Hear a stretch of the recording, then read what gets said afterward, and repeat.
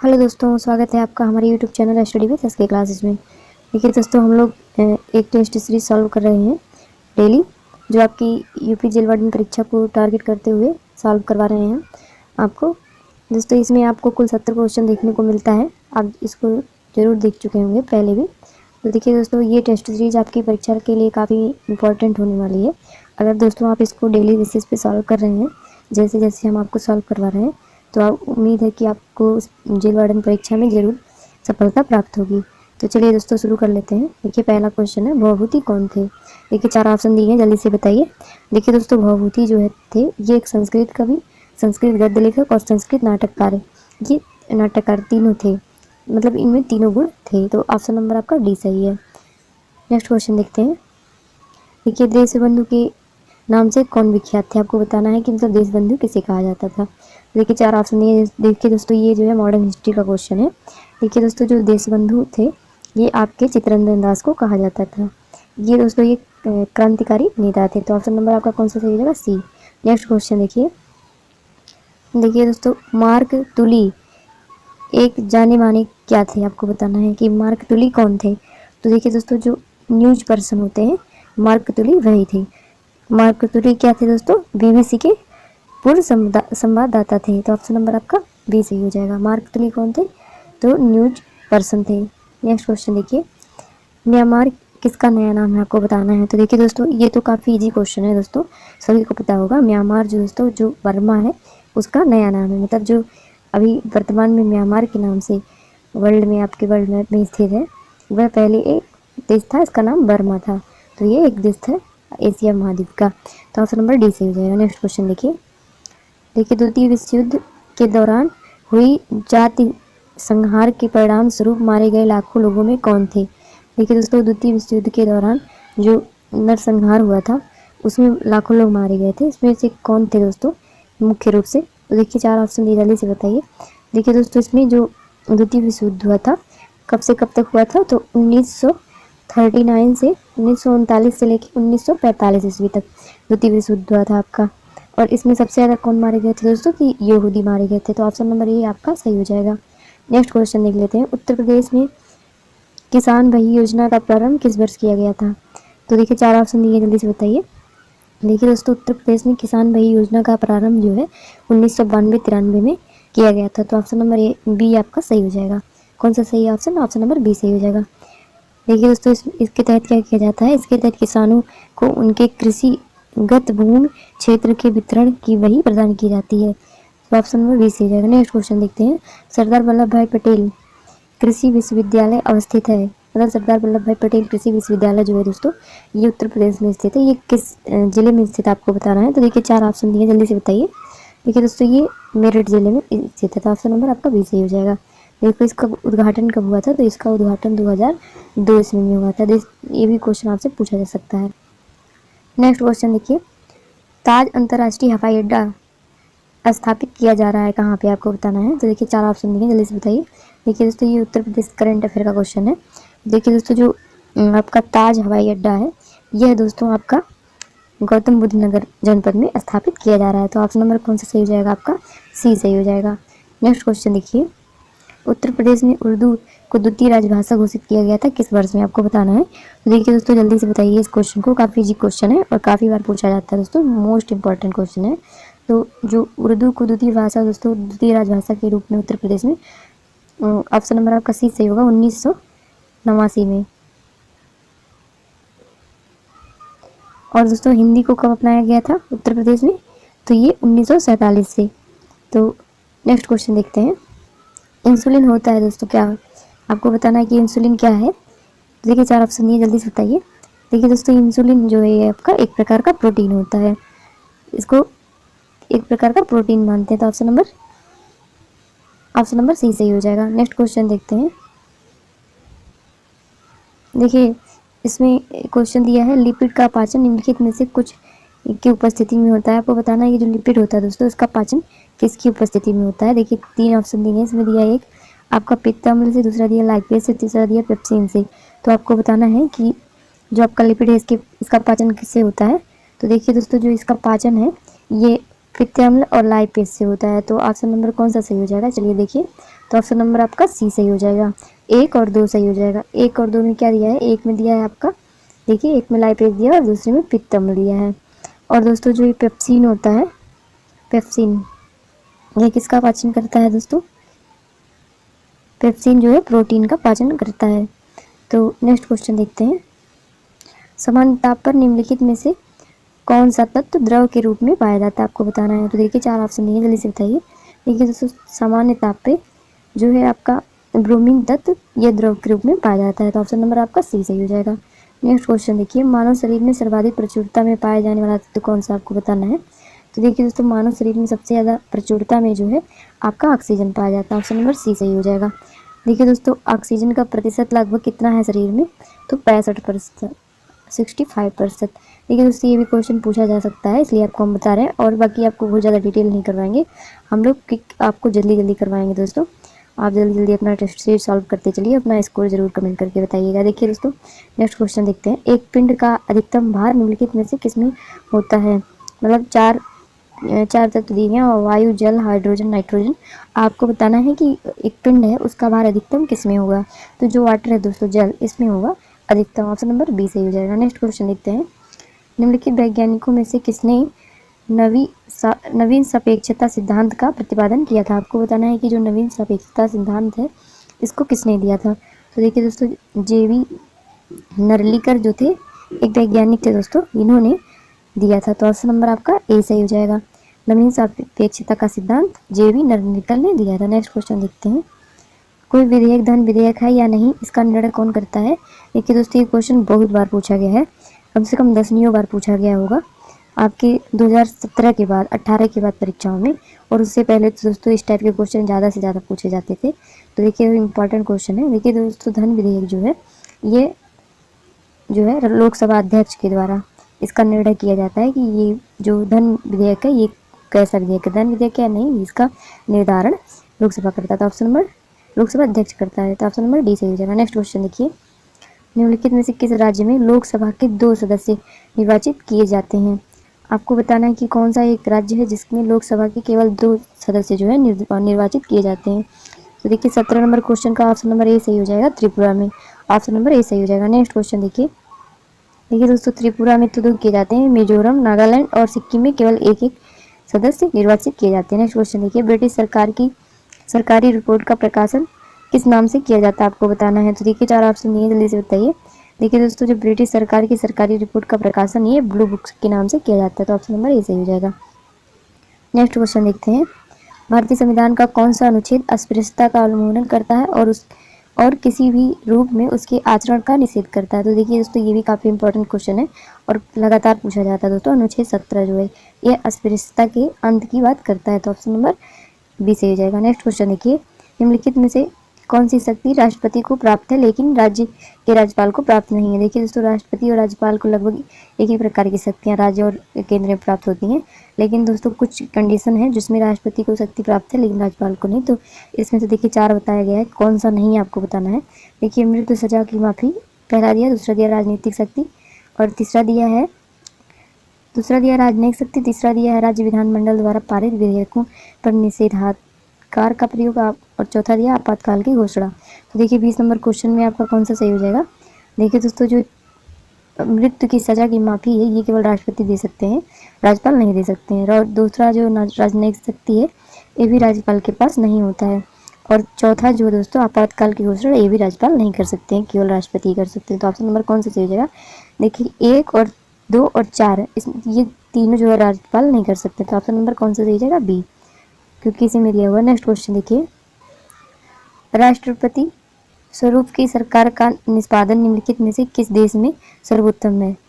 तो देखिए 4 ऑप्शन दिए, इसमें क्या बता रहा है दोस्तों आपको कि राष्ट्रपति की स्वरूप सरकार का निष्पादन मतलब राष्ट्रपति ही सर्वोच्च रूप से हो, ये किस देश के उसमें है दोस्तों। तो आपको बताना है। देखिए जल्दी से बताइए, 4 ऑप्शन दिए हैं। देखिए ऑप्शन नंबर ए आपका सही हो जाएगा, संयुक्त राज्य अमेरिका में। नेक्स्ट क्वेश्चन देखिए। पृथ्वी अपने कक्ष में लगभग 4400 किलोमीटर प्रति घंटा की गति से घूमती है, इस तेज गति को हम अनुभव क्यों नहीं कर सकते, आपको बताना है। तो पृथ्वी के साथ आपका संपूर्ण सूर्यमंडल जो है ये चलायमान है, मतलब केवल पृथ्वी ही नहीं चलायमान है दोस्तों। तो नंबर आपका कौन सा सही हो जाएगा, सी। नेक्स्ट क्वेश्चन देखिए, विश्व के फल उत्पादन में भारत का योगदान है। आपको बताना है कि मतलब जो भारत का योगदान है विश्व में फल उत्पादन में कितना प्रतिशत है। तो देखिए 4 ऑप्शन दिए, जल्दी से बताइए दोस्तों। देखिए दोस्तों 15% है। ऑप्शन नंबर आपका डी सही हो जाएगा। ऑप्शन नंबर कौन सा सही हो जाएगा? डी सही हो जाएगा। नेक्स्ट क्वेश्चन देखिए, सबसे बड़े और सबसे गहरे महासागर का नाम क्या है, आपको बताना है। तो देखिए दोस्तों, जो आपका प्रशांत महासागर है ये सबसे बड़ा और सबसे गहरा महासागर है। तो ऑप्शन नंबर कौन सा सही हो जाएगा? आपका बी सही हो जाएगा, प्रशांत महासागर। इसका आकार कैसा है दोस्तों, आप कमेंट करके बताइए, काफ़ी इंपॉर्टेंट क्वेश्चन है। नेक्स्ट क्वेश्चन देखिए, किस भारतीय राज्य को चाय का उत्पादक राज्य नहीं माना जाता। देखिए दोस्तों, किस राज्य में चाय का उत्पादन नहीं होता है, 4 ऑप्शन में से आपको बताना है। देखिए दोस्तों, जो आपका असम है, केरल और पश्चिम बंगाल है, इन तीनों राज्यों में तो चाय का उत्पादन होता है, लेकिन छत्तीसगढ़ राज्य में आपका नहीं होता। तो ऑप्शन नंबर डी सही हो जाएगा। नेक्स्ट क्वेश्चन देखिए, वह मिट्टी जो वर्षा के कारण गहन निच्छालन की ओर प्रवृत्त है क्या कहलाती है, आपको बताना है। तो देखिए 4 ऑप्शन दिए, जल्दी से बताइए। देखिए दोस्तों, ये वह मिट्टी है जो लेटेराइट मिट्टी है दोस्तों, ये वर्षा के कारण गहन निच्छालन की ओर प्रवृत्त होती है। तो ऑप्शन नंबर आपका ए सही हो जाएगा, लेटेराइट मिट्टी। इसका मतलब क्या है दोस्तों, गहन निच्छालन का मतलब क्या है कि इसमें जो घुलनशील तत्व होते हैं दोस्तों ज़्यादा पाए जाते हैं, लेकिन ये दोस्तों कटाव इसमें बहुत ज़्यादा होता है इस मिट्टी में वर्षा के साथ। तो ऑप्शन नंबर ए सही हो जाएगा। नेक्स्ट क्वेश्चन देखते हैं, निम्नलिखित में से किस राज्य में लेटेराइट मृदा पाई जाती है। देखिए 4 ऑप्शन दिए, जल्दी से बताइए। देखिए दोस्तों, लेटेराइट मृदा कहाँ पाई जाती है, जल्दी से आपको बताना है। तो जो महाराष्ट्र राज्य है यहाँ पे लेटेराइट मिट्टी पाई जाती है। ऑप्शन नंबर डी सही हो जाएगा। नेक्स्ट क्वेश्चन देखिए, केसर का उत्पादन, केसर का मुख्य उत्पादक राज्य कौन सा, आपको बताना है। तो देखिए दोस्तों, केसर के लिए अभी एक राज्य को जीआई टैग भी दिया गया है। तो इसमें से कौन सा ऑप्शन सही होगा बताइए। तो जम्मू कश्मीर राज्य जो है दोस्तों, यहाँ पे केसर का सबसे ज़्यादा उत्पादन होता है। तो ऑप्शन नंबर आपका सी सही हो जाएगा।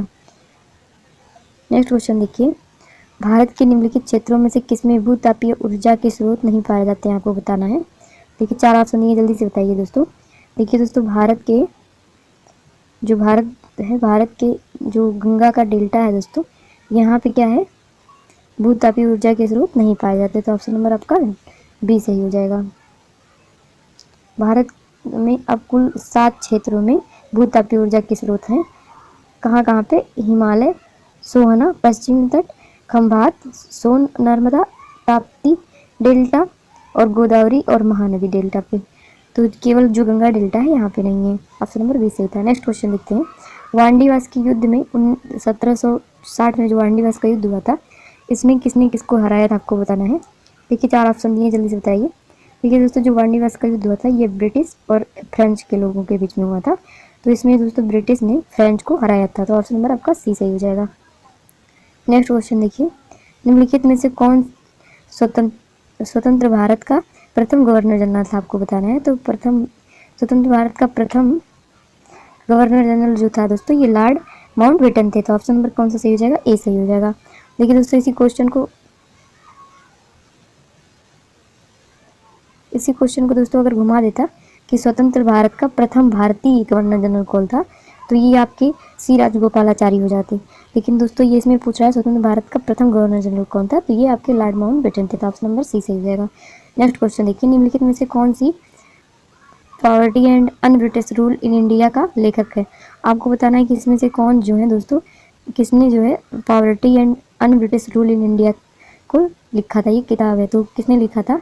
ये भी काफ़ी इंपॉर्टेंट क्वेश्चन दोस्तों और बहुत बार परीक्षाओं में पूछा गया है, इसको भी आप याद ही रखिएगा दोस्तों, मोस्ट इंपॉर्टेंट क्वेश्चन है। तो ऑप्शन नंबर आपका डी सही हो जाएगा, दादा भाई नौरोजी ने। ऑप्शन नंबर डी सही हो जाएगा। नेक्स्ट क्वेश्चन देखिए दोस्तों, वह अंतिम हिंदू राजा जिसने हिंदू राजस्व स्थापित करने में कुछ हद तक सफलता पाई थी, वो कौन थे। देखिए दोस्तों 4 ऑप्शन नहीं है, जल्दी से बताइए। देखिए दोस्तों, जो आपके मराठा शासक शिवाजी थे, ये एक हिंदू पातशाही राजा थे। इन्होंने दोस्तों हिंदुत्व को बढ़ाने के लिए काफ़ी प्रयास किया था। तो ऑप्शन नंबर कौन सा सही है, ये सही है, ऑप्शन नंबर ए सही हो जाएगा। नेक्स्ट क्वेश्चन देखिए, शिवाजी के जीवन की प्रारंभिक कार्यस्थली कहाँ थी, आपको बताना है। मतलब जो शिवाजी थे, इन्होंने अपनी आरंभिक जो कार्यकलाप शुरू किया था, ये कहाँ से शुरू किया था, तो ये मालवा प्रदेश से शुरू किया था। तो ऑप्शन नंबर ए सही हो जाएगा, इनकी प्रारंभिक कार्यस्थली मालवा प्रदेश थी। नेक्स्ट क्वेश्चन देखते हैं, निम्नलिखित स्तूपों का सही यथा सही तैथिक क्रम कालक्रम क्या है आपको बताना है कि मतलब जो स्तूप दिए हैं इसमें कौन सा किस सबसे पहले बना था आपको बताना है क्रम में। तो देखिए ऑप्शन नंबर आपका सी सही हो जाएगा। ऑप्शन नंबर कौन सा सही हो जाएगा? सी सही हो जाएगा। नेक्स्ट क्वेश्चन देखिए, इसमें दोस्तों एक तरफ से गुप्त मंदिर दिए गए हैं और दूसरी तरफ स्थान दिए गए हैं। कौन सा मंदिर कहाँ पे है आपको बताना है। तो देखिए जो ईंट निर्मित मंदिर है दोस्तों ये आपका भीतरगांव में स्थित है। तो ए का किससे मिलान होगा? ए का आपका तीसरे से मिलान हो जाएगा, तीसरे से। उसके बाद आपका जो आपका दशावतार मंदिर है ये कहाँ स्थित है? तो ये देवगढ़ में स्थित है, बी का दूसरे से।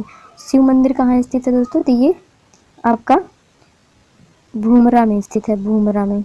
और आपका विष्णु मंदिर कहाँ है? तो एरण में स्थित है। तो एक से मिलान होगा। तो देखिए ए का आपका 3 से और बी का आपका 2 से, सी का आपका 4 से और डी का आपका 1 से किस ऑप्शन में दिया है? देखिए जल्दी से देख के बताइए। तो ऑप्शन नंबर बी आपका सही हो जाएगा। नेक्स्ट क्वेश्चन देखिए, निम्नलिखित में से किसने हूण शासक महिर कुल को पराजित किया था आपको बताना है। देखिए दोस्तों जो महिर कुल थे, मिहिर कुल ये एक हूण शासक थे, इनको जो है यशोवर्धन ने पराजित किया था। तो ऑप्शन नंबर आपका कौन सा सही जाएगा? बी सही हो जाएगा। नेक्स्ट क्वेश्चन देखिए दोस्तों, हिंदी वाला क्वेश्चन आपका स्टार्ट हो चुका है तो शुरू कर लेते हैं। ब्रह्मा का विपरार्थक शब्द क्या आपको बताना है। तो जो ब्रह्मा है दोस्तों इनका विपरार्थक जो शब्द है ये जीव है। ऑप्शन नंबर ए सही हो जाएगा। नेक्स्ट क्वेश्चन देखिए, स्तन का पर्यायवाची क्या है आपको बताना है। तो स्तन का जो पर्यायवाची होगा दोस्तों ये दूध हो जाएगा। स्तन ने लिखा है दोस्तों यहाँ स्तन ने, इसका पर्यायवाची क्या हो जाएगा? दूध। ऑप्शन नंबर डी सही हो जाएगा। नेक्स्ट क्वेश्चन देखिए, धाता का पर्यायवाची शब्द है, आपको धाता का पर्यायवाची शब्द बताना है। तो जो धाता है इसका पर्यायवाची शब्द जो है विष्णु हो जाएगा। ऑप्शन नंबर ए सही हो जाएगा। नेक्स्ट क्वेश्चन देखिए, अतनु अतनु शब्द जो है इसका पर्यायवाची आपको बताना है। तो देखिए 4 ऑप्शन दिए, जल्दी से बताइए। देखिए दोस्तों अतनु का पर्यायवाची कामदेव हो जाएगा। ऑप्शन नंबर आपका सी सही हो जाएगा। नेक्स्ट क्वेश्चन देखिए, चंद्रमा का पर्यायवाची आपको बताना है। तो देखिए 4 ऑप्शन दिए, जल्दी से बताइए दोस्तों। चंद्रमा का पर्यायवाची आपको याद होना चाहिए। तो ऑप्शन नंबर आपका डी सही हो जाएगा। जो शशि शब्द दिया है दोस्तों ये चंद्रमा का पर्यायवाची है। ऑप्शन नंबर आपका डी सही हो जाएगा। ऑप्शन नंबर डी सही हो जाएगा। जो निशी दिया दोस्तों ये रात का हो जाएगा। मार्तंड किसका हो जाएगा? और दिवाकर किसका हो जाएगा? दोनों सूर्य का हो जाएगा। नेक्स्ट क्वेश्चन देखते हैं, कौन सा शब्द बादल का पर्यायवाची नहीं है आपको बताना है। तो देखिए 4 ऑप्शन दिए, जल्दी से बताइए। देखिए दोस्तों जो वारिद लिखा है ये बादल का पर्यायवाची नहीं है। ऑप्शन नंबर सी सही हो जाएगा। बाकी जलद, नीरद और मेघ ये तीनों हैं बादल के पर्यायवाची। नेक्स्ट क्वेश्चन देखिए, जो पहले कभी न हुआ हो इसको क्या कहते हैं? जो पहले कभी ना हुआ हो इसका अनेक शब्दों का एक शब्द वाला क्वेश्चन है दोस्तों, तो इसको अभूतपूर्व कहते हैं। आंसर नंबर आपका बी सही हो जाएगा। नेक्स्ट क्वेश्चन देखिए दोस्तों, जो बहुत बातें करता हो उसको क्या कहेंगे? जो बहुत बोलता हो या बहुत बातें करता हो इसको क्या कहते हैं? तो इसको दोस्तों वाचाल कहते हैं। ऑप्शन नंबर आपका डी सही हो जाएगा। नेक्स्ट क्वेश्चन देखिए, जानने की इच्छा रखने वाले को क्या कहते हैं?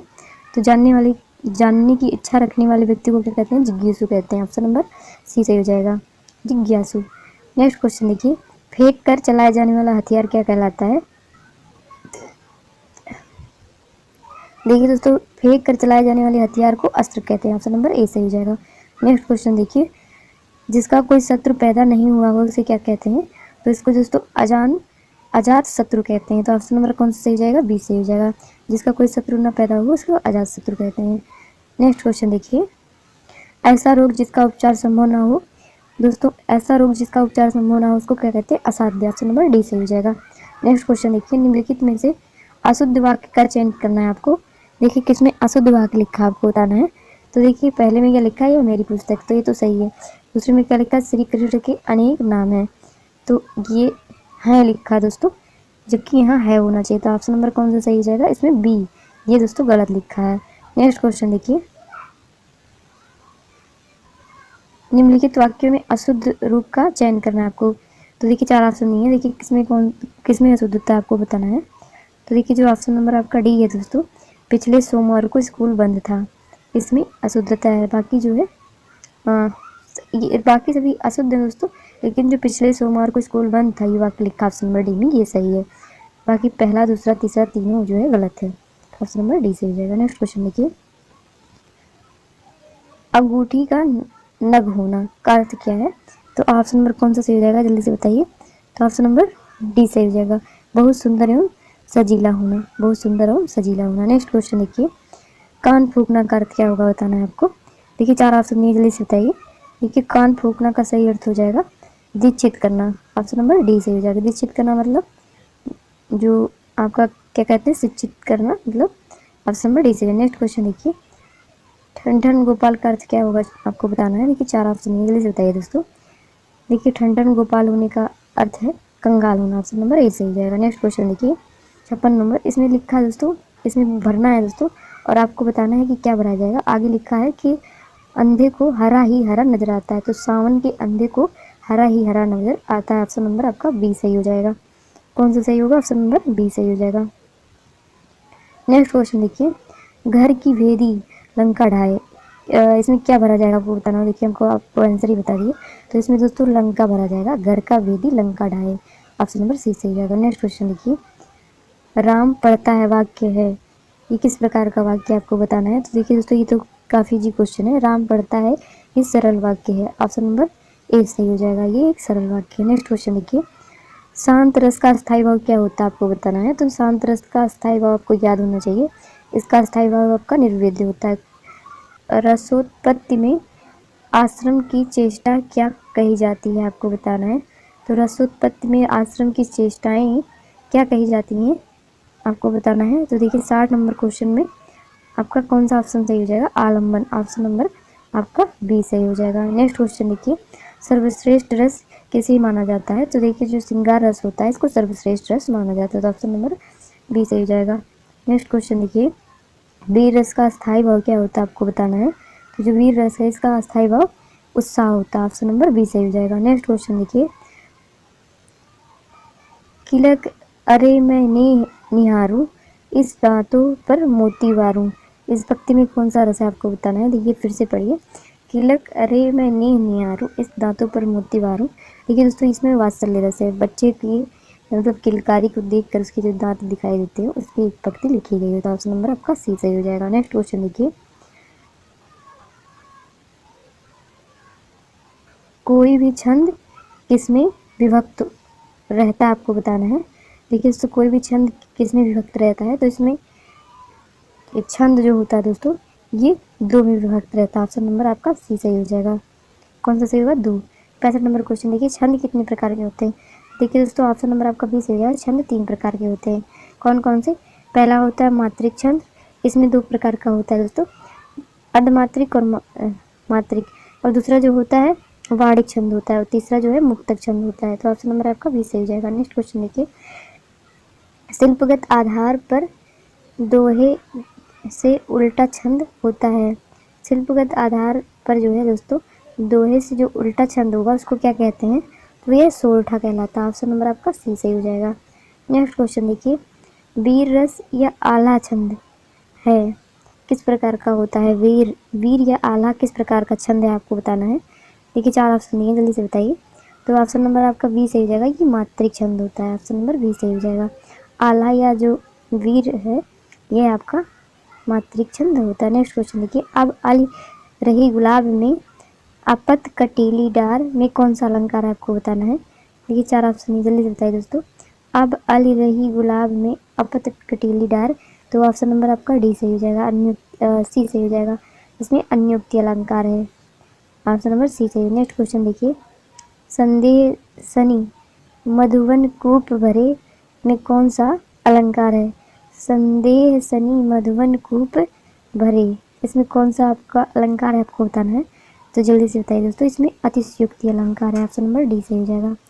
नेक्स्ट क्वेश्चन देखिए, क्या लिखा है, नहीं पराग नहीं मधुर मधुर मधु नहीं विकास यही काल, अली कली ही सौ बाध्यों आगे कौन हवाल।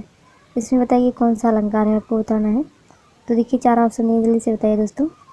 देखिए क्या लिखा फिर से पढ़ लेते हैं, नहीं पराग नहीं मधु मधु नहीं विकास यही काल, अली कली ही सौ बाध्यो आगे कौन हवाल। तो देखिए इसमें दोस्तों पढ़ा चढ़ा की बातें की गई हैं, तो इसमें कौन सा अलंकार हो जाएगा। इसमें दोस्तों अन्योक्ति अलंकार हो जाएगा। ऑप्शन नंबर आपका सी सही हो जाएगा। 70 नंबर क्वेश्चन का सी सही हो जाएगा। देखिए दोस्तों इस प्रकार हमने कुल कितने क्वेश्चन देखे हैं, हमने कुल 70 क्वेश्चन सॉल्व किए हैं, जिसमें आपका हिंदी और जीके ये देखने को मिला। देखिए दोस्तों, ये जो आपका टेस्ट सीरीज है ये यूपी जेल वार्डन परीक्षा को छोड़ के अन्य परीक्षाओं के लिए भी काफ़ी इंपॉर्टेंट है। आपको पता होगा जितनी भी परीक्षाओं में दोस्तों हिंदी पूछा जाता है उसके लिए, और जिसमें जीके जीएस पूछा जाता है, तो जीके जीएस तो दोस्तों सभी क्वेश्चन सभी परीक्षाओं में पूछे जाते हैं। तो दोस्तों आपको बताने की कोई ज़रूरत नहीं है हमको कि किसके लिए इम्पॉर्टेंट है, आप खुद समझदार हैं। तो दोस्तों अगर आपको ये हमारा वीडियो पसंद आया हो तो प्लीज़ हमारे चैनल को सब्सक्राइब कर लीजिए, वीडियो को लाइक कर दीजिए, और दोस्तों चैनल को सब्सक्राइब करने के बाद दोस्तों बेल आइकन प्रेस करना मत भूलिएगा, नहीं तो आपको हमारे आने वाले लेटेस्ट वीडियो का कोई अपडेट नहीं मिल पाएगा। धन्यवाद दोस्तों।